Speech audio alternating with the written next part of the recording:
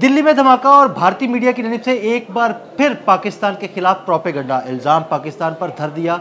आगे क्या होने जा रहा है? मोदी सरकार फिर कोई मिस एडवेंचर करने की कोशिश में तो नहीं? आमिर रज़ा मेरे साथ मौजूद है, उनसे बात करते हैं।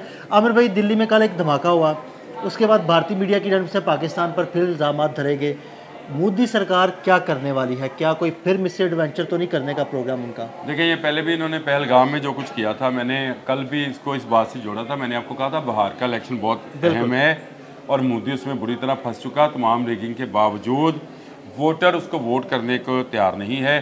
आज इलेक्शन है बिहार में और अब से तकरीबन 10-12 घंटे 14 घंटे पहले जो है एक धमाका किया जाता है दिल्ली में। ये असल में लोग मिक्स कर रहे हैं। जो दारुल हुकूमत है वो न्यू दिल्ली है, ये पुराना दिल्ली है जहाँ पे ये धमाका हुआ और जिस जगह पे हुआ है ये मुसलमानों का इलाका है। ये बात जहन में रखें। यहाँ ये लाल किला है, लाल किला से बाहर निकले तो सामने आपको चांदनी चौक का एरिया नज़र आता है। वहाँ से आप जो तमाम बाज़ार हैं वो मुसलमानों की दुकानें हैं, खाने पीने का सामान है। फिर आप राइट को ज़रा सा होते हैं तो इसी चांदनी चौक से आगे एक बाज़ार जो है शाही मस्जिद की तरफ चला जाता है। तो ये सारा इलाका जो है, यहाँ कपड़े का काम है, खाने पीने की दुकानें हैं, इस तरह की चीज़ें हैं जो कि मुसलमानों के एरिया के तौर पर जानी जाती हैं। और यहाँ पे जिन दिनों में मैं भी दिल्ली गया था तो मैंने भी अगर खाना खाना था तो चांदनी चौक में ही वो पहलवान होटल पे गया था मैं और खाना खाया था वहाँ पे। तो ये सारा मुसलमानों का एरिया है जहाँ पर जो है धमाका होता है और एक चलती गाड़ी में होता है सिग्नल पर। याद रखें, ये शुरू में जब खबर ये थी कि सिलेंडर ब्लास्ट हुआ है और ये बिल्कुल भाई लग भी ऐसे रहा है क्योंकि जो कार बम धमाके होते हैं वो कार किसी ना किसी चीज़ से टकराई जाती है। चलती हुई गाड़ी जो है उसके अंदर धमाका नहीं होता है। अब आ जाए एनीशाद पर। तो एनीशाद एक धर्मिंदर नामी एक आदमी है, वो ये बात कहता है कि मैं उस वक्त मौजूद था, गाड़ी के अंदर पहले से 4 जली हुई लाशें मौजूद थी जो वो उसने उस मलबे के अंदर देखी तो वो जली हुई थी। तो मुझे बताएं, ये कौन से दहशतगर्द थे जो खुद को जला कर जो है और उन्होंने खुदकुश जो होते हैं वो एक आध होता है, एक ही गाड़ी में एक बंदा होता है, 4 बंदे नहीं होते हैं। तो ये था सिलेंडर ब्लास्ट ही और मीडिया ने भी इसको इसी तरह से पहले मैं कहा कि ये मेट्रो स्टेशन के करीब एक सिलेंडर ब्लास्ट हुआ है, इशारे के ऊपर एक गाड़ी चल रही थी आहिस्ता रफ्तार में और उसमें धमाका हो जाता है। लेकिन बाद में इनको ख्याल आया कि क्यों ना इसको भी फॉल्स फ्लैग्स जो है एक बना दिया जाए और उन्होंने इसको रंग देना शुरू किया भारतीय मीडिया ने कि शायद इसके ताने बाने जो हैं हमसाया मुल्क के साथ मिलते हैं। और ये बिल्कुल एक गलत परसेप्शन था जिसमें वो अपने लोगों को ही गुमराह करने में लगे हुए हैं। ये बिल्कुल एक सिलेंडर धमाके जैसा था।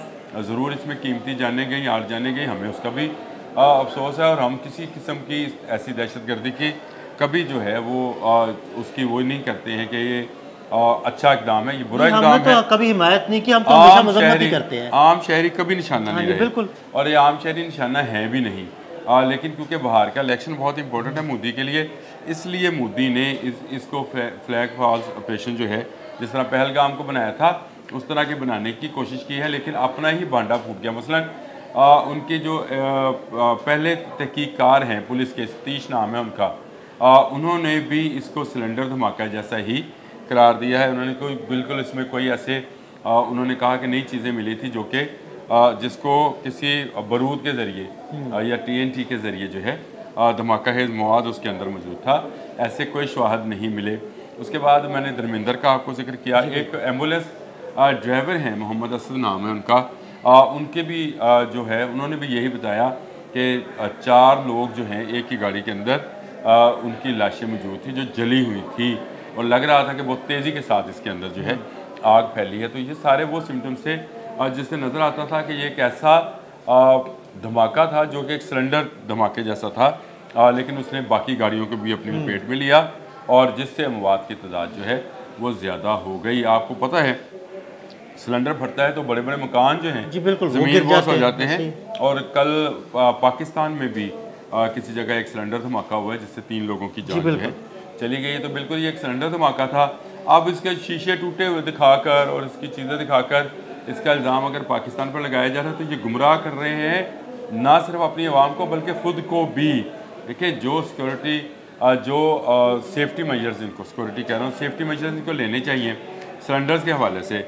जैसे पाकिस्तान ने लिए, पाकिस्तान ने अपनी तमाम गाड़ियों के अंदर सिलेंडर्स को बैन किया बिल्कुल था, बैन कर दिया, सीएनजी सिलेंडर्स खत्म कर दिए। यहाँ पे कमर्शियल गाड़ियों में पहले, सबसे पहले कमर्शियल गाड़ियों में ख़त्म किए गए, उसके बाद बतदरीज इसको बाकी गाड़ियों में भी ख़त्म कर दिया गया। तो भारत को भी यही काम करना चाहिए था, क्योंकि गाड़ियों में सिलेंडर चलता फिरता बम है। ये मैं बहुत अरसे से ये बात कह रहा हूँ, और ये चलता फिरता बम जो है इस ब्लास्ट की वजह बनी, और बना भी कहाँ पे, जो कि प्योरली मुसलमानों का इलाका है। अब इन्होंने ये क्या किया, इन्होंने इसको रंग देने के लिए 7 नवंबर को इन्होंने हैदराबाद में एक डॉक्टर को गिरफ्तार किया था, मोइनुद्दीन को, उसको इस वाक़े से जोड़ने की कोशिश की।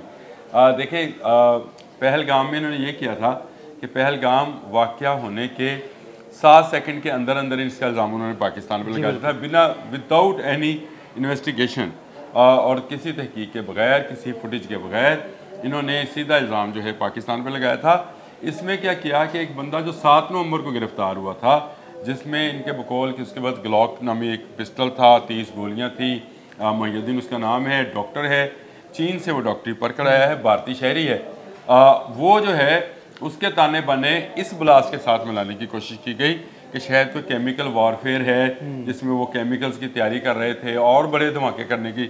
अब ये वो भारतीय मीडिया है जो ख़ुद को शायद वो प्रोपोगंडा मास्टर समझते हैं, लेकिन वो असल में झूठ मास्टर्स हैं। जी बिल्कुल। और ये झूठ मास्टर्स जो हैं, कल शाम से लेकर कल 7 सवा 7 बजे ये धमाका हुआ था, उससे लेकर अब तक हर आने वाले घंटे में एक नया झूठ बोलकर अपनी आवाम को गुमराह कर रहे हैं। कभी इसको सिलेंडर कहते थे, फिर इसको दहशतगर्दों की कार्रवाई कही, लेकिन उनके अपने वहाँ पर मौजूद जो चश्मदीद गवाह हैं जिन्होंने बात की है, उनका ये कहना है कि ये चलती गाड़ी में जैसे सिलेंडर ब्लास्ट होता है वो हुआ, जिसका धमाका इतना तेज़ था कि इर्द गिर्द गाड़ियाँ भी जो थी उनको भी नुकसान हुआ, उनमें भी आग भड़क उठी।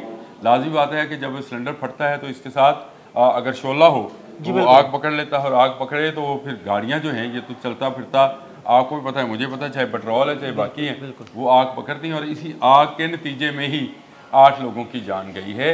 बाकी मेट्रो के स्टेशन के शीशे टूट गए, ये बहुत बड़ा है, वाक़या बता रहे हैं कि जी वहाँ शीशा टूट गया है, तो टूट जाता है धमाके। ये तो आम सी बात है, धमाका हो तो शीशे तो टूटना आम सी मैं एक बात कह रहा हूँ, लेकिन ये इसको इस बात के साथ जोड़ना, किसी और मुल्क के साथ जोड़ना, अब वो इसकी कड़ियाँ जो हैं वो किसी अफ़गानिस्तान के ग्रुप से भी एक मीडिया हाउस उनका ये मिलाने की कोशिश कर रहा है कि इनका जो सहूलत का था वो अफ़गानिस्तान में बैठा था। अब देखें, अफ़गानिस्तान के साथ इन्होंने हाथ मिलाया, अब वहाँ पर भी ये इल्ज़ाम, तो ये मीडिया जो है शुतर बेमहार के तौर पे चल रहा है। भारतीय मीडिया बिना सोचे समझे वो ये कार्रवाइयाँ कर रहा है। और दूसरा कि मोदी फिर क्या कोई नया एडवेंचर करने जाएंगे।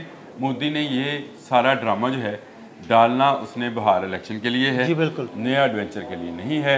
इस पर अलग से भी लॉक कर लेते हैं कि वो नया एडवेंचर क्यों नहीं कर सकता, क्योंकि मोदी की पहले जो सुबकी हुई है दुनिया भर में, उसको मज़ीद जो है बढ़ाना नहीं चाहेगा। उसको वक्ती तौर पर बिहार में एक रिलीफ चाहिए। अब वो एक सिलेंडर धमाके को लेकर ये रिलीफ उनको इस सूरत में मिल सकता है कि वो इसको दहशतगर्दी का प्लान करार दें, जो कि नहीं है। क्या किसी लाल किले के साथ जो है गाड़ी टकराई गई है, किसी अहम बिल्डिंग के साथ, सरकारी बिल्डिंग के साथ, क्या ये इनका दारुल हुकूमत है? तो ये भी नहीं है, ये पुराना दिल्ली है जिसको दिल्ली कहते हैं जी। ये किसी ज़माने में राजधानी हुआ करता था, जो लाल किले में दरबार लगा करता था, दरबार आम, दरबार ख़ास हुआ करता था। लेकिन जब यहाँ पर जमहूरियत आई, ये शहर जी बिल्कुल अंदरून शहर जैसा है, जैसे किला है, बादशाही मस्जिद है, आपने सारा इलाका देखा हुआ है, फूड स्ट्रीट अब बन गई है वो सारा इलाका। वहाँ पे वैसा ही बिल्कुल आप सेम स्ट्रक्चर आप उसको उठाएं और उसको अगर किसी और शहर में रख दें तो उसका नाम दिल्ली बन जाएगा। लाहौर जैसा ही स्ट्रक्चर या दिल्ली जैसा स्ट्रक्चर ही लाहौर में मौजूद है, इसको इस तरह से कह लें। वहाँ पे भी जैसे यहाँ पे दिल्ली गेट है, वहाँ पे लाहौरी गेट है लाल किले का, तो जहाँ मेट्रो स्टेशन है वो बिल्कुल बाहर है इसके। वहाँ पे इशारे के ऊपर एक धमाका होता है, और वो सिलेंडर धमाका था, सिलेंडर ब्लास्ट था। उसको लेकर इन्होंने अब इसको दहशतगर्दी का रंग देना शुरू कर दिया है। जो उनके वज़ीर दाखिला हैं अमित शाह, उनका जो बयान है उसके बयान के मुताबिक भी एक चलती आहिस्ता रफ्तार की चलती गाड़ी में जिसमें 4 अफराद सवार थे, उसमें धमाका हुआ जिसने आग पकड़ी और इर्द गिर्द की गाड़ियों को भी, जो क्योंकि सिग्नल था तो इसलिए इर्द गिर्द की गाड़ियों को भी अपनी लपेट में ले लिया। अब ये टेररिस्ट अटैक कैसे बनता है ये भारतीय मीडिया से पूछें, जो कि इसको बिल्कुल एक मरतबा फिर पहलगाम की तरह से ही प्रोपोगेट करने की कोशिश कर रहे हैं, और 7 नवंबर को हैदराबाद में हुई एक कार्रवाई को इसके साथ जोड़ने की कोशिश कर रहे हैं, जो कि बिल्कुल गलत और प्रोपोगंडा है। मेरा ख्याल है पाकिस्तान का स्टांस बिल्कुल ठीक है। पाकिस्तान कभी यह मासूम शहरियों पर और किसी दूसरे मुल्क में कोई ऐसी कार्रवाई करने का ना कभी इरादा रखता है, ना कभी करेगा। हाँ, हम पर अगर कोई हमलावर होगा तो उसका भरपूर जवाब दिया जाएगा। ये नहीं हो सकता कि हम मासूम लोगों की, और वो भी ऐसा इलाका जो कि मैंने आपको बताया कि सारा मुसलमानों का इलाका है, तो ये एक सिलेंडर ब्लास्ट था जिसको लेके सारी रात भोंकते रहे हैं। ये तमाम मीडिया हाउसेज जो कि इंडिया के तलगा मैं बार बार देख रहा था मुख्तलिफ चैनल लगाकर, तो वो इसको पोर्ट्रे करने की कोशिश कर रहे थे, ज़बरदस्ती अपनी बात लोगों के मुंह में डालने की कोशिश कर रहे थे। लेकिन इसके बावजूद सच निकल के सामने आया। यानी शाहदीन ने बताया कि आहिस्ता रफ्तार में सिग्नल बंद हो रहा था तो चलती गाड़ी आहिस्ता हुई, और जिसके बाद इसमें धमाका हुआ और उसने इर्द गिर्द की गाड़ियों को लपेट में ले लिया, जिससे 8 या 9 अफराद, कुछ 8 कह रहे हैं, कुछ 9 कह रहे हैं, एग्जैक्ट अभी तक जो है वो फिगर नहीं आई है सामने।